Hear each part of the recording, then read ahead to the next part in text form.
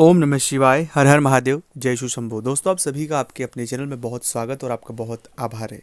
जब कभी भी हमें ऐसा लगता है कि हमारे घर में किसी व्यक्ति ने कुछ करवा रखा है, बहुत दिनों से, बहुत महीनों से, कुछ वक्त से घर में स्ट्रगल ख़त्म ही नहीं होती, या तो हमारे काम नहीं बनते, घर में विवाह शादी नहीं होती, कोई ना कोई हमेशा बीमार बना रहता है, घर में कुछ ऐसी चीज़ें घटित होना कुछ समय से लग जाती है कि हमें समझ ही नहीं होता है कि जीवन में क्या चल रहा है। एक परेशानी गई नहीं, दूसरी परेशानी शुरू हो जाती है।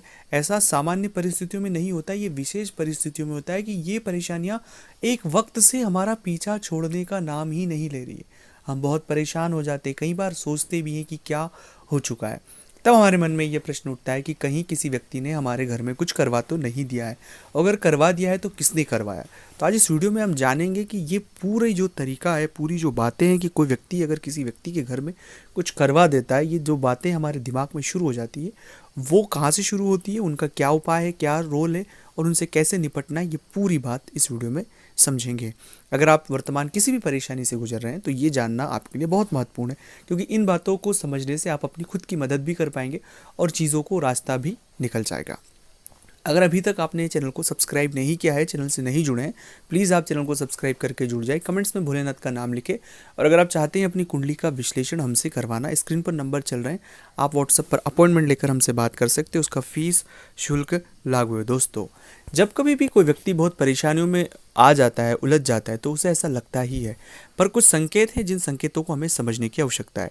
जैसे कि अगर हम घर में जाते ही हमारा मन नहीं लगना, हमारा जब मन नहीं लगना शुरू हो जाए, घर में जाते से हमें बहुत ही ऐसा उचावटन सा लगे कि घर से कहीं बाहर जाए, बाहर रहते तो बहुत अच्छा लगता है लेकिन घर में आने के बाद हमें बहुत नेगेटिव फील होता है। दूसरा ऐसा कि हमें एक बदबू हमारे इर्द गिर्द महसूस होती है, ऐसी बदबू जो हमने कभी महसूस नहीं की हो, उस तरह की बदबू आना। तीसरा है कि अचानक से इस तरह के सपने मन में आना, इस तरह से सपने आना कि जिन सपनों का कोई सेंस नहीं है और बार बार एक ही तरह के सपने आना। चौथा ये होता है कि हम एक अज्ञात डर से अपने इर्द गिर्द ऐसा अज्ञात डर कि ऐसा हो जाएगा, ये हो जाएगा, एक इतनी नकारात्मकता हमारे इर्द गिर्द हो जाती है कि जिससे हम चाह कर भी बाहर नहीं निकल पाते।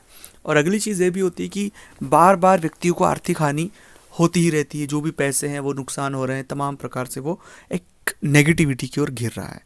ऐसी किसी भी परिस्थिति में अगर व्यक्ति बार बार फंस रहा है तो कुछ बातें जिन्हें समझ लेना आवश्यक है। ऐसी परिस्थिति जब कभी भी किसी जातक के साथ होती है तो वो शनि और राहु की वजह से होती है।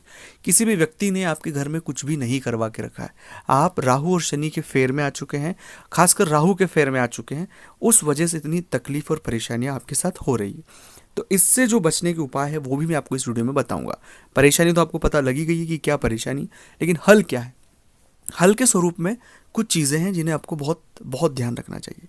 सबसे पहला हल है कि अपने घर में नियमित आप बजरंग बाण का पाठ करें। जब आप बजरंग बाण का पाठ करेंगे तो राहु और शनि से संबंधित जितने सारी नेगेटिविटी आपके जीवन में हो रही है इस तरह की, उनसे आप धीरे धीरे बहुत कम समय में बाहर आ जाएंगे। तो बजरंग बाण नियमित पाठ आपको करना है। दूसरा है कि सूर्य के सामने खड़े होकर हनुमान चालीसा का पाठ आपको करना है।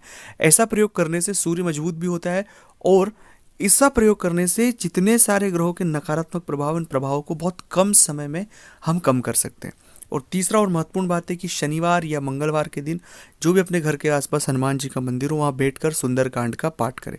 सुंदरकांड का पाठ करने से बहुत सारी परेशानियों से आपको छुटकारा मिलता है। चौथा प्रयोग करना है गुरु मंत्र का जप। अगर नहीं है गुरु मंत्र तो नमः शिवाय का आप जप कर सकते हैं। और पांचवा की फिर भी परेशानी नहीं तो स्क्रीन पर नंबर चल रहे, व्हाट्सएप पर अपॉइंटमेंट लेकर बात करें।